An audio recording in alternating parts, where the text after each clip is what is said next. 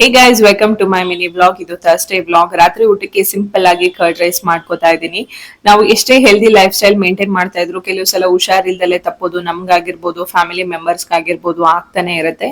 ಏನಕ್ಕಪ್ಪ ಅಂದ್ರೆ ಕಿಚನ್ ಅಲ್ಲಿ ಕೆಲವೊಂದು ಸಣ್ಣ ಪುಟ್ಟ ವಿಷಯಗಳನ್ನ ನಾವು ನೆಗ್ಲೆಕ್ಟ್ ಮಾಡ್ತಾ ಇರ್ತೀವಿ. ಅಂತ ಸಣ್ಣ ಪುಟ್ಟ ವಿಷಯದಲ್ಲಿ ಇವತ್ತು ಒಂದು ನಾನು ನಿಮ್ಗೆ ತಿಳಿಸ್ಕೊಡ್ತೀನಿ. ಎಲ್ಲಾ ಪಾತ್ರೆಗಳನ್ನು ಕ್ಲೀನ್ ಮಾಡುವಂತಹ ಸ್ಕ್ರಬ್ಬರ್ಸ್ ನ ನಾವು ಕ್ಲೀನ್ ಮಾಡೋದ್ ಮರ್ತ್ ಬಿಟ್ಬಿಟ್ಟಿರ್ತೀವಿ. ತುಂಬಾ ಬ್ಯಾಕ್ಟೀರಿಯಾಸ್ ಗಳಿರುತ್ತೆ ಇದ್ರಲ್ಲಿ. ಸೊ ಇದನ್ನ ಅವಾಗ ಕ್ಲೀನ್ ಮಾಡ್ತಾ ಇರ್ಬೇಕು.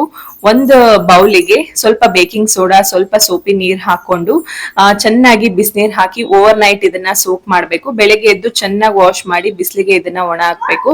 ಇದನ್ನ ವೀಕ್ಲಿ ಒನ್ಸ್ ಆರ್ ಟ್ವೈಸ್ ಮಾಡ್ಲೇಬೇಕು. ಸೊ ಚೆನ್ನಾಗಿದೆ ಕಂಡೀಷನ್ ಅನ್ಬಿಟ್ಟು ಜಾಸ್ತಿ ದಿನ ಇದನ್ನೇ ಯೂಸ್ ಮಾಡೋದಲ್ಲ, ಅವಾಗ ಇದನ್ನು ಕೂಡ ಚೇಂಜ್ ಮಾಡ್ತಾ ಇರ್ಬೇಕು.